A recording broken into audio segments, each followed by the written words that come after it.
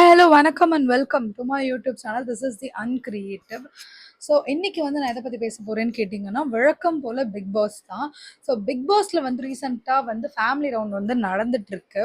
So last week வந்து அந்த என்ன சொல்கிறது 1 வீக் இருக்கலான்ற மாதிரியான ஒரு பாஸ் கிடச்சிச்சு இல்லையா?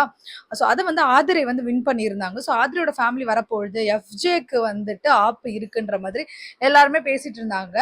பட் அவங்க எதிர்பாராத விதமா, நம்மளுக்கு எல்லாமே எதிர்பார்த்த விதமா ஆதிரை வந்து எலிமினேட் ஆயிட்டாங்க. அவங்க கூட சர்ப்ரைசிங்கி எஃப்ஜேவையும் வந்து அனுப்பிட்டாங்க. பட் எஃப்ஜே வந்து இப்பதான் ஓரளவுக்கு நல்லா விளையாடிட்டு இருக்காரு, இவரை என்ன அனுப்புனீங்கன்ற மாதிரி தான் எனக்கு ஃபீல் ஆச்சு. ஸோ அவங்க 2 பேரும் வெளியே போனதால மறுபடியும் அந்த பாஸ் வந்துட்டு ஜெயிச்ச டீம்ல இருந்து வேற யாருன்னா ஒருத்தருக்கு போனோம் இல்லையா? So Ghani, Parvati and Kamrudeen இவங்க 3 பேருக்குள்ள டிஸ்கஸ் பண்ணி பார்வதி வந்து அந்த பாஸ் வந்து வாங்கியிருக்காங்க. ஸோ பார்வதியோட அம்மா வந்து ஒரு நாள் ஃபுல்லா வீட்டில் இருக்க போறாங்க. ஸோ இப்போ வந்துட்டு கம்ருதீனுக்கு தான் டம் கிட்டப்பான்னு சொல்லிட்டு அடிச்சுக்கிட்டு இருக்கு மனசுக்குள்ள. ஸோ இதுக்கு குறிச்சு ஸோ இவங்க அம்மா வரப்போறாங்கன்றதுனால அவரே கொஞ்சம் பீதியில இருக்காரு.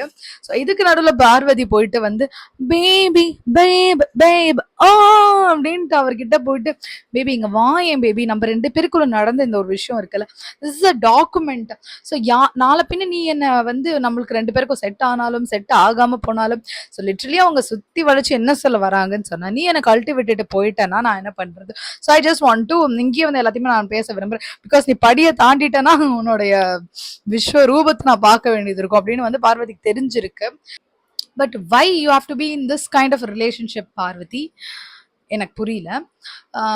பிகாஸ் அக்கா வந்து வெளியில யூடியூப்ல கொடுத்த பில்டப்புக்கு அக்கா கண்டிப்பா ஒரு strong independent women. But actually women and love it's totally different. They will become very fragile, soft, smooth.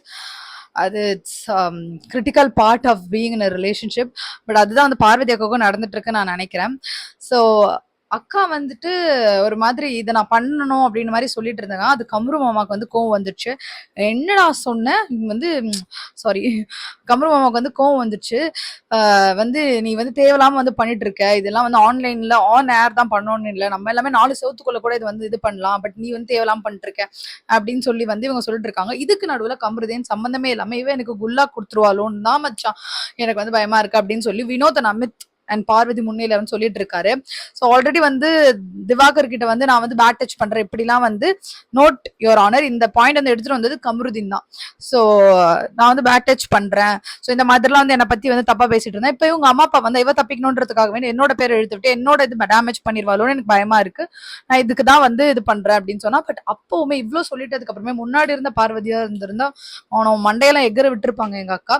But அவங்க being in a love, I think so அவங்க மறுபடியுமே வந்து அப்படிலாம் இல்ல பேபி, நீ புரிஞ்சுக்கோ பேபி, என்னுடைய பாசம் உன் கண்களுக்கு தெரியவில்லையா பேபி அப்படின்னு சொல்லிட்டு அவங்க வந்து முடிஞ்ச அளவுக்கு கன்வின்ஸ் பண்ணதான் பார்த்துட்டு இருக்காங்க. பட் கம்ருதீன் வந்துட்டு சாப்பாட்டு இருந்து எழுந்து போறது என்ன, சேரை எட்டி உதைக்கிறது என்ன, 3rd சீசன் முகேன் ராவுன்னு நினப்பு அவர் மனசுல வந்து வந்திருக்குன்னு நான் பார்த்தேன். சந்திரமுகி வந்ததை நான் வந்து நோட் பண்ணேன். இது வேற ஒரு முடி.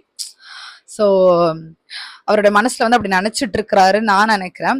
ஸோ பட் இருந்தாலுமே பார்வதி வந்து கோவப்படாம கன்வின்ஸ் பண்ணிட்டு அதுக்கப்புறமா அவர் மனசுல என்ன தோணுச்சுன்னு தெரியல, சரி ஓகே சாலா போயிடுவோம் அப்படின்னு சொல்லிட்டு 2 பேரும் எல்லாம் பேசி வந்து இது பண்ணிட்டாங்க.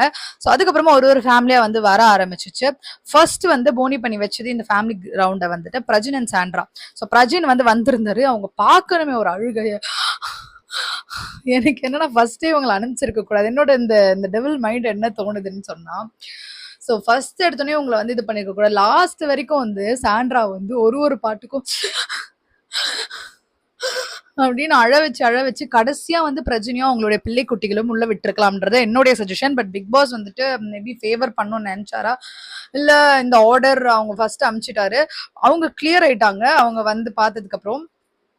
ஸோ ஃபர்ஸ்ட் டே அவங்க வந்து பார்த்துட்டு போயிட்டாங்க. செகண்ட் டே வந்துட்டு கனி அவங்களோட ஃபேமிலி, அதுக்கப்புறமா வந்துட்டு